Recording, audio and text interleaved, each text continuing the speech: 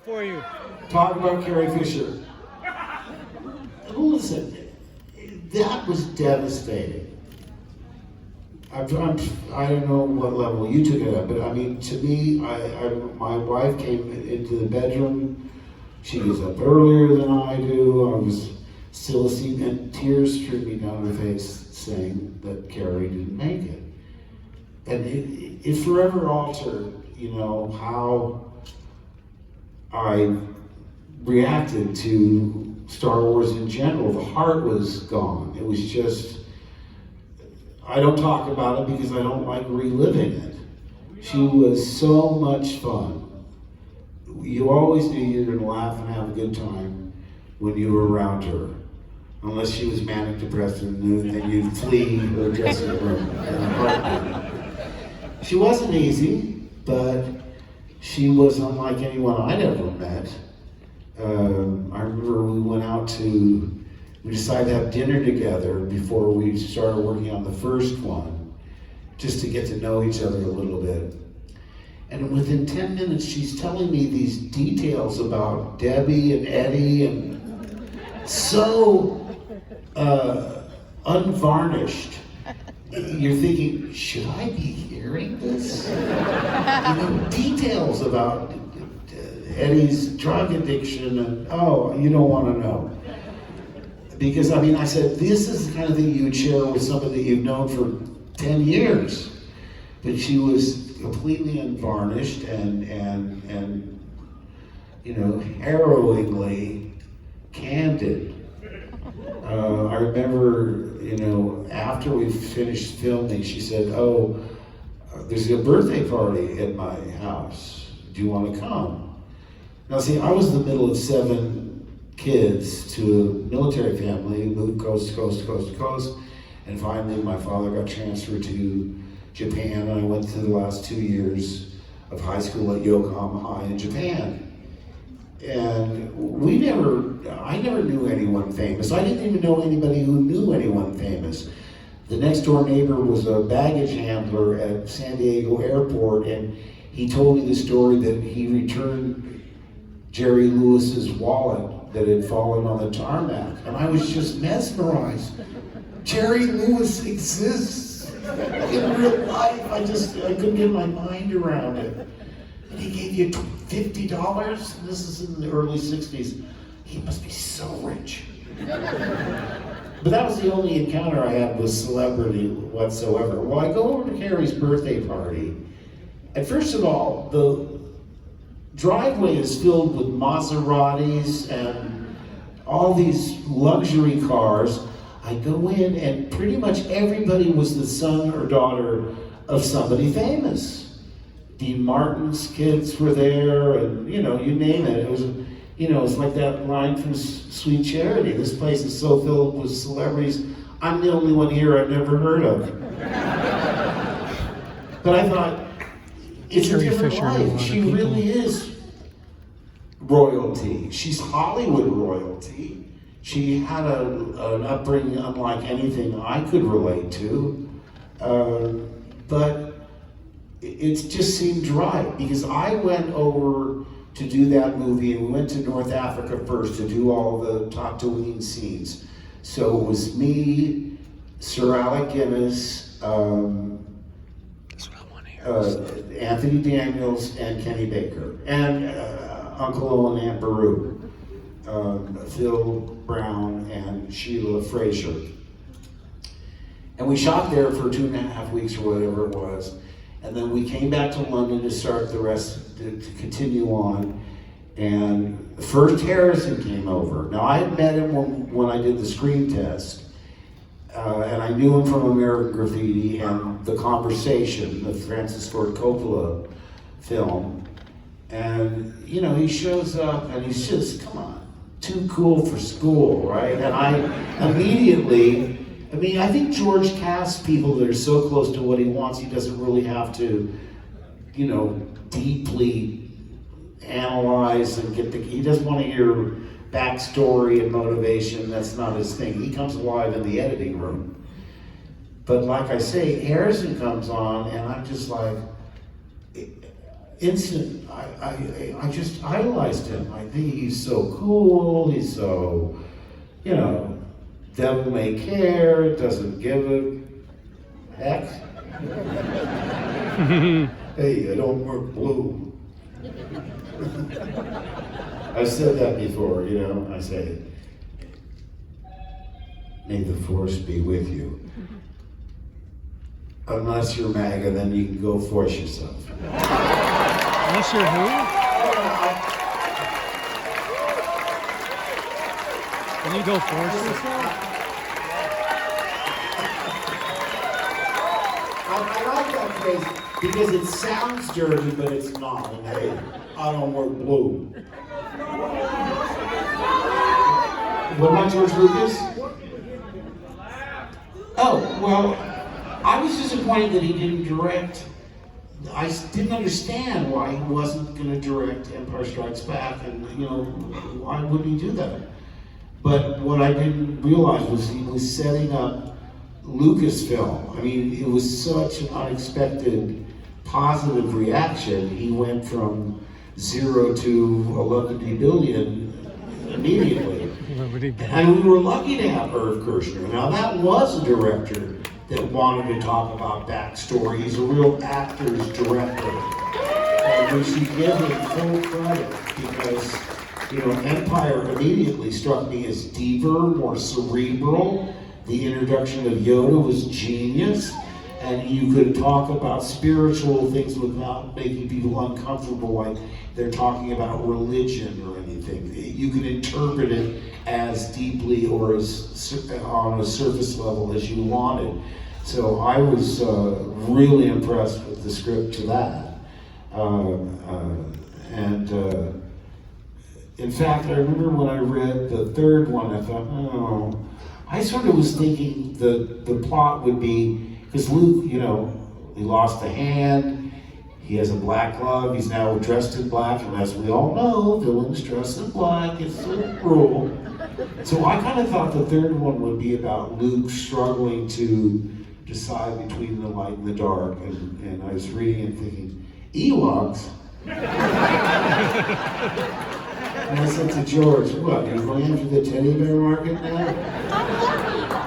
No, but he always wanted the idea of having this, like a really primal, primitive culture going up against the high technology of the Empire. Yeah. You know, they're bringing down the walkers with, you know, vines wrapped around the legs and catapults. It's just an interesting kind of, you know, and I saw a movie recently that really impressed me because, you know, I Prey. Have you seen this thing? Oh my God. P-R-E-Y. You know, because I thought, you know, you kind of accept that once you have established whatever the premise is and what the characters are, it's all variations on the theme. By setting it 300 years in the past, where the predator is in this culture that is so primitive, you know, he's got like a wristwatch, he pushes a button and kills 12 people without even aiming. How are these primitive natives going to be able to take them down? I was riveted, and it's so immersive. You really feel like you're living in that culture because they show you how they live, how they make food, how they hunt, all of these things. I wasn't expecting to love it as much as I did. And I heard my son saw the new Alien. I said, no spoilers! But he loved it, so I have high hopes for that. Anybody see it yet? I'm asking a Comic-Con crowd, have you seen it yet? First day, first showing. That reminds me, I remember the day that Star Wars opened, the driver came to pick me up because we were dubbing the 35 millimeter prints because only the 70 millimeter had gone out. It only opened in like 18 theaters. Nowadays they open up in 2,500 or whatever. And I said, hey, can you drive by Grauman's Chinese? Because I haven't seen, there was no poster There were big fights at 20th Century Fox on how to promote it, and George didn't like any of the posters. So there was no poster. They just put, stills from the film, lobby cards of different scenes with no poster. But I wanted to see what it looked like on the marquee, and he drives me by, and I could not believe it, because I've been watching for an ad on Saturday Night Live or anywhere really I never saw a television ad before it opened. I never saw an ad except in the trades, in Hollywood Reporter and Variety, but in, just general periodicals. But I was stunned. There were lines around the block. Day one, first showing, I thought this thing might take a little while to get off the ground because the hardcore fantasy science fiction lovers will see it day one, and then word of mouth will spread that it's funny, it's not like anything you've seen before, quite like anything you've seen before. But I thought it would take a while. I thought, it'll build, but when we were making it, I remember Robert Watts, the production manager, had me in his office the very first day. And he said, how would you like to be addressed? Would you like to be called Mr. Hamill or Mark? I said, hey, how easy, I respond to hey you. Do you know, to this day, he calls me hey you. Robert Watts, love him so much, and he's always called me hey you. And he said, what do you think about this little enterprise we're about to embark upon? And I remember saying, I said, I think we're on a winner. Not many people had an impression. We asked Carrie, who knows?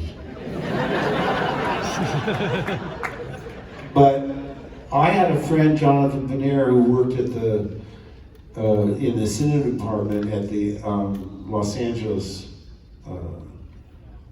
Museum, and I said, you should look up the grosses for, you don't have to go back to silent films, forget about Metropolis, from say King Kong on. Look up the grosses for fantasy films up until the present day. Because he had read the script. I read it the first time. I've told this story before. I got the part, I hadn't read the script, I just read the scene I was in for the audition. So I never forget reading it for the first time. Because when I did the audition, I figured, well, Harrison's a leading man. I must be like his annoying sidekick. And the title page of the script was The Adventures of Luke Starkiller, as taken from the Journal of the Whills, Saga #1, The Star Wars. And I'm thinking, wait a minute, I thought I was Luke in the audition. No, it must have been Harrison that was Luke. I'll just read it and see what my part is. But within 20 pages, you realize, oh my God, this is a high school kid on this desert planet. That's gotta be me. So it's seen through my eyes, which is very unusual. The standard way would be to tell it through the eyes of a 35-year-old, scoundrel, pirate, smuggler guy. It just made more sense. So they already found how offbeat it already was.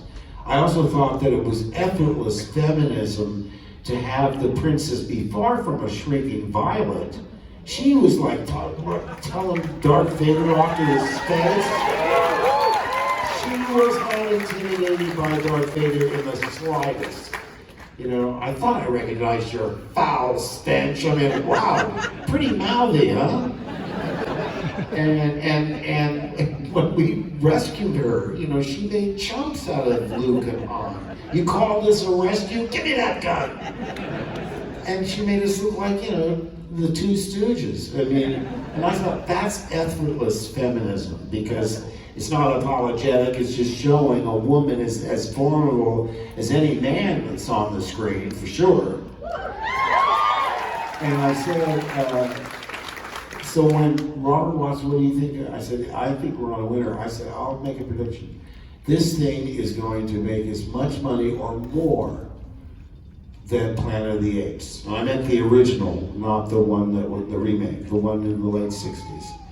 So I said, if at the time it costs around $8.5 million, so what you do is you double that and add half of that to know what your break-even mark is. So if it costs $10 million, after it makes 25, you're in profit. And I said, and we signed a contract that if the first one were successful, we'd do part 2 and 3. So I said, there's no doubt in my mind, we're gonna make all 3. I had no idea the extent, oh, the girls are back. Is it time? Oh. Oh, they were sent out to wrap me up. Oh, well. May the force be with you all. I want to thank you all. I've said this many times, if it weren't for the fans, I wouldn't be here. You have been so loyal and so committed throughout, not just the ones I was in, the prequels and the sequels and Rogue One and all the animated shows, Clone Wars, I mean, listen, this thing has become, I mean, I was there at the humble beginning. Remember, George called this the most expensive low-budget movie ever made. Because every penny had to show up on the screen. The only actors they had to pay real salaries to were Alec Guinness and Peter Cushing, because they were established actors. We all made it for, I think we all made $1,000 a week, is my memory. And I remember complaining to my agent, I said, oh, I'm making 10 grand on primetime TV shows. She said, hey, get a grip. It's George Lucas, it's Sir Alec Guinness, it's a feature film. Oh, yeah. And the truth of it is, I've never been motivated by money. I've always been motivated by the character and the property. You know, like I remember watching What We Do in the Shadows, and I said, I would pay to be on that show. And I had so much fun doing it. But again, I want to thank you all from the bottom of my heart. I can't be more sincere. I love you. Love you, Mark. You are part of the Star Wars family, and you always will be. So may the force be with you all. Always. And good night. Thank you so much. Thank you. Thank you all. Good night.